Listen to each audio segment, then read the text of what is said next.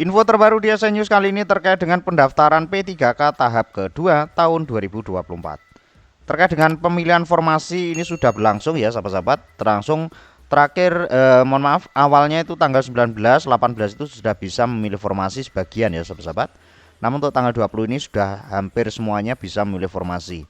Jadi untuk formasinya bagaimana? Untuk sistem formasinya untuk P3K tahap kedua, berikut langsung saja untuk ulasan lengkap. Kejelasan formasi P3K 2024 untuk tahap kedua. Para honorer, non-database BKN dan lulusan PPG harus cermat melakukan pendaftaran P3K 2024 tahap kedua. Ini bukan hanya untuk sahabat-sahabat guru ya, untuk teknis maupun untuk kesehatan juga. Pasalnya, para pelamar P3K 2022 tahap kedua juga memerlukan formasi yang disediakan di seleksi tahap 1. Sesuai dengan jadwal yang sudah ditetapkan, pengumuman hasil kelulusan seleksi P3K 2024 tahap 1 dilakukan pada 24 sampai 31 Desember 2024.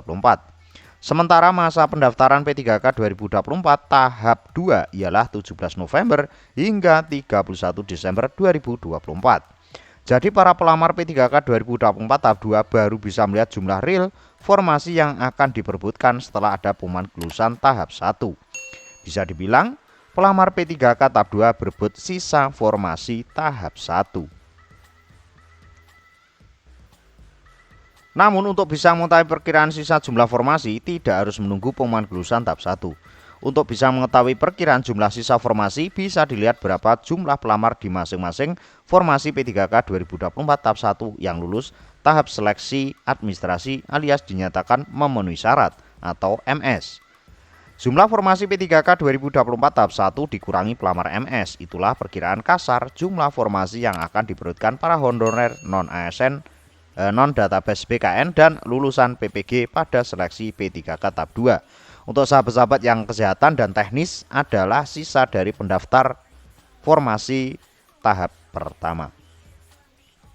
Selanjutnya, seperti yang dikatakan oleh Kepala BKPSDM Kota Mataram NTB, Taufik Priyono di Mataram hari Senin 18 November. Diketahui formasi P3K tahap 1 Kota Mataram sebanyak 583 kursi. Taufik menargetkan jumlah pendaftar seleksi P3K 2024 tahap 2 mencapai sekitar 1.500 orang. Dengan jumlah formasi yang akan diperebutkan 583 kursi, jumlah formasi tahap 2 itu sama dengan jumlah formasi pada pendaftaran seleksi P3K 2024 tahap pertama. Taufik menyebutkan sisa honorer K2 dan honorer database BKN yang melamar P3K 2024 tahap 1 di Kota Mataram sebanyak 1.881 orang. Sebanyak 583 formasi P3K di Kota Mataram itu meliputi 96 formasi tenaga guru, 87 formasi tenaga kesehatan, dan 400 formasi tenaga teknis.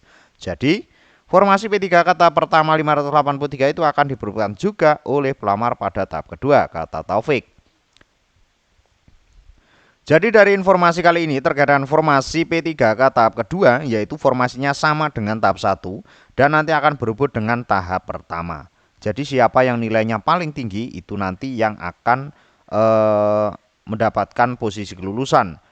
Itu secara kasar, namun karena ada prioritas bagi sahabat-sahabat nanti akan dinilai sesuai dengan prioritas masing-masing gelombang formasi.